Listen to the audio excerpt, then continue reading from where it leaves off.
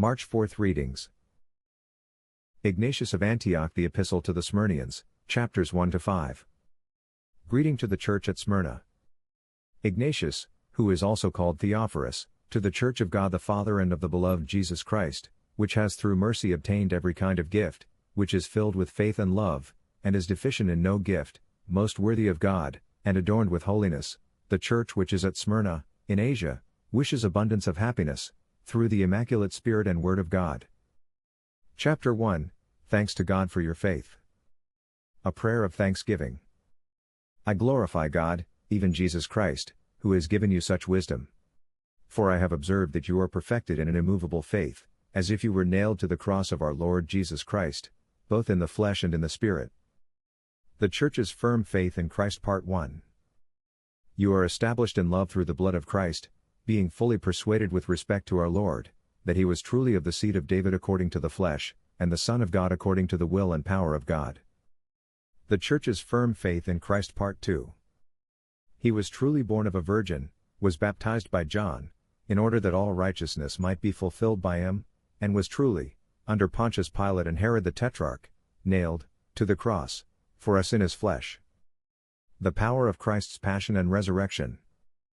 From his divinely blessed passion, we receive salvation. He has set up a standard for all ages, through his resurrection, calling all his holy and faithful followers, whether among Jews or Gentiles, into the one body of his church. Chapter 2, Christ's true passion.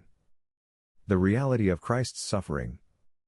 Now, he suffered all these things for our sakes, that we might be saved. And he suffered truly, even as also he truly raised up himself, not, as certain unbelievers maintain, that he only seemed to suffer, as they themselves only seem to be, Christians. A warning against false believers. And as they believe, so shall it happen unto them. When they are divested of their bodies, they will become mere evil spirits. Their rejection of Christ's true suffering and resurrection will lead to their condemnation. Chapter 3, Christ possessed a body after his resurrection. Christ's physical presence after rising. For I know that after his resurrection also he was still possessed of flesh, and I believe that he is so now. When he came to those who were with Peter, he said to them, Lay hold, handle me, and see that I am not an incorporeal spirit. The apostles' witness to the risen Lord. Immediately, they touched him and believed, being convinced both by his flesh and spirit. Because of this, they despised death and were found to be its conquerors. Proof through eating and drinking after his resurrection, he ate and drank with them, as being possessed of flesh, though spiritually he was united to the Father. Chapter 4, Beware of these heretics. A warning against false teachers.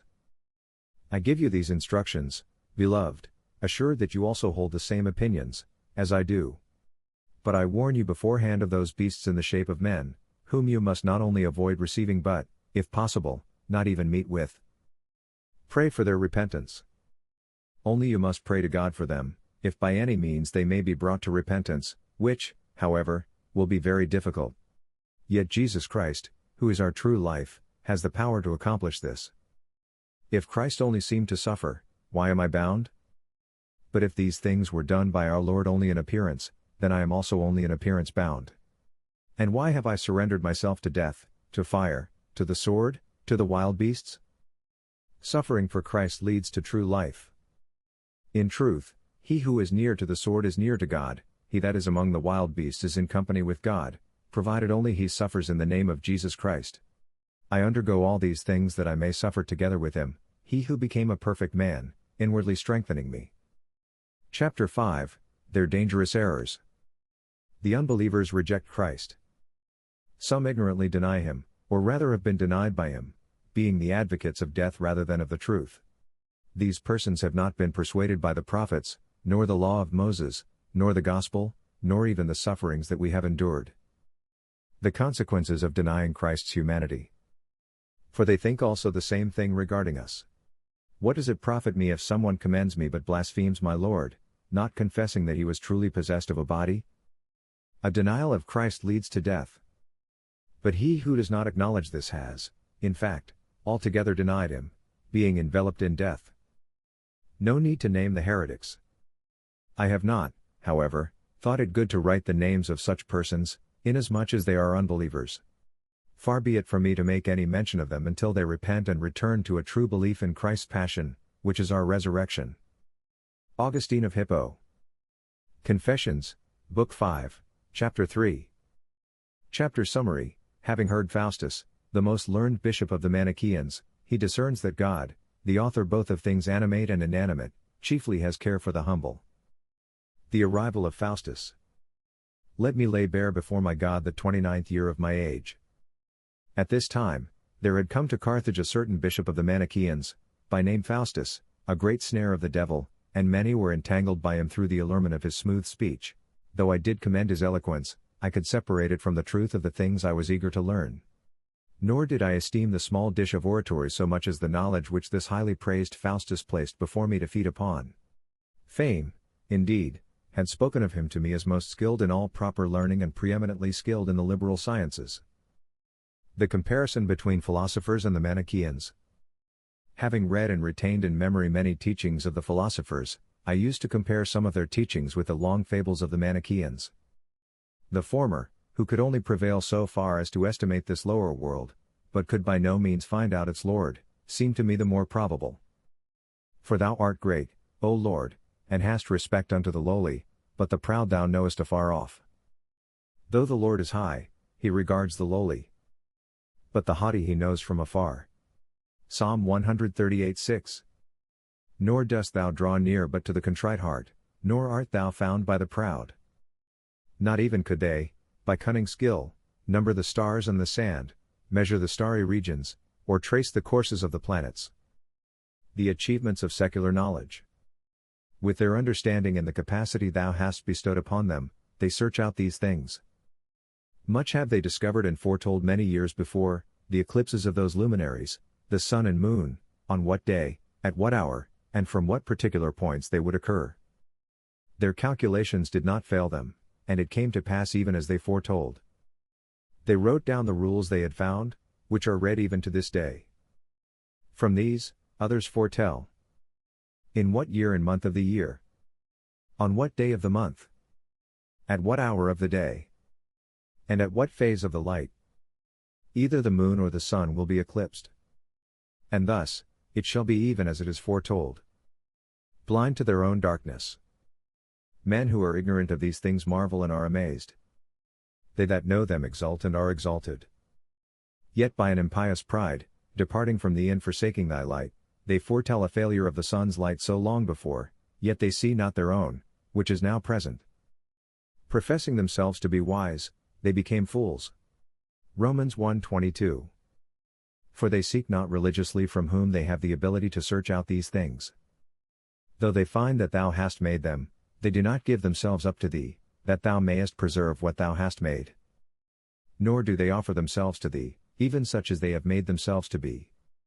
The threefold pride of man. Neither do they slay their own pride. Like fowls of the air, which lift themselves in flight. Like the fishes of the sea, which wander over unknown paths in the abyss.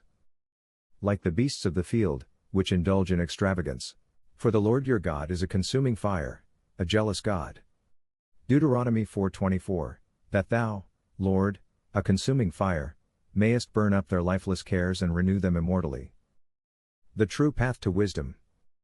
But the way, thy word, through whom thou didst make these things which they measure, and they themselves who measure, and the sense by which they perceive what they measure, and the judgment by which they discern, they knew not. Great is our Lord, and abundant in power, his understanding is beyond measure. Psalm 147:5. Yet the only begotten has been made unto us wisdom, and righteousness, and sanctification, and has been numbered among us. He even paid tribute to Caesar. Render therefore unto Caesar the things which are Caesar's, and unto God the things that are God's. Matthew 22:21. This way, by which they might descend to him from themselves, they knew not, nor that through him they might ascend unto thee. This way they knew not, and they think themselves exalted with the stars and shining, and lo, they fell upon the earth. And their foolish heart was darkened. Romans 1:21. Knowledge without worship. They say many true things concerning the creature. But truth, the artificer of the creature, they do not seek with devotion, and hence they do not find him. Or, if they do find him, knowing that he is God, they glorify him not as God, neither are they thankful.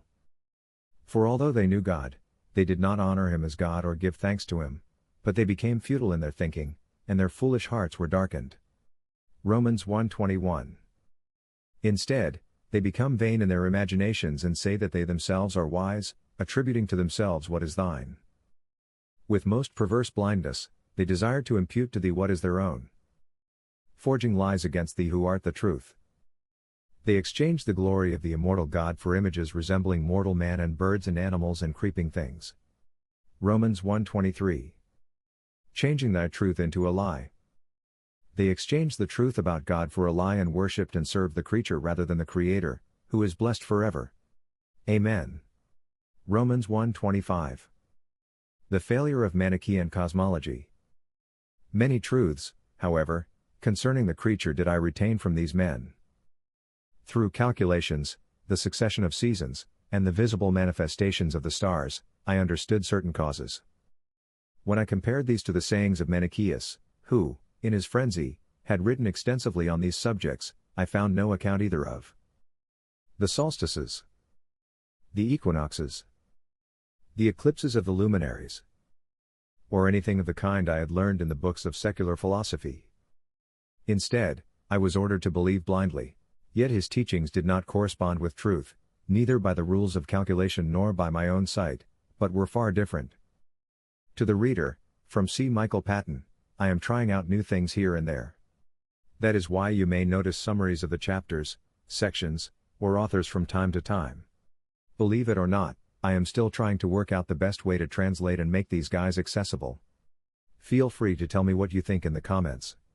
Now, let me work on Aquinas as he continues to discuss whether the word Father is a proper designation for, well, the Father. Thomas Aquinas. Summa Theologica, Part 1, Question 33. Article 3, whether this name Father is properly the name of a divine person? Objection. It seems that the name Father is not properly a name of a divine person. For Father signifies relation, and relation is an accident. But there are no accidents in God. Therefore, Father is not properly a name of a divine person. I am the Lord, and there is no other, besides me there is no God. Isaiah 45:5. Responsio. It must be said that Father is properly the name of a divine person. A divine person is distinguished by relation alone. Since in God relation is the same as essence, it follows that a name signifying relation can properly refer to a divine person. Thus, the name Father belongs properly to the first divine person, since he begets the Son from all eternity. Thou art my Son, this day have I begotten thee. Psalm 2:7. Therefore, Father properly signifies the divine person who has paternity in relation to the Son, and so it is a personal name in God. Article 4, whether this name Father is applied to God, first as a personal name? Objection. It seems that Father is not applied to God first as a personal name, but rather as an essential name before being applied to a divine person. For Father is applied to God in relation to creatures, as he is the Creator and Governor. But this refers to the divine essence, not to a distinction of persons. Is not he your Father, who created you, who made you and established you? Deuteronomy 32:6. Responsio. It must be said that Father is applied to God first as a personal name before it is applied as an essential name. This is because paternity in God is first found in relation to the Son before it is found in relation to creatures. I will be to him a father, and he shall be to me a son. 2 Samuel 7:14. Thus, Father first signifies the personal distinction within the Trinity, and only secondarily does it extend to his role as Creator of all things.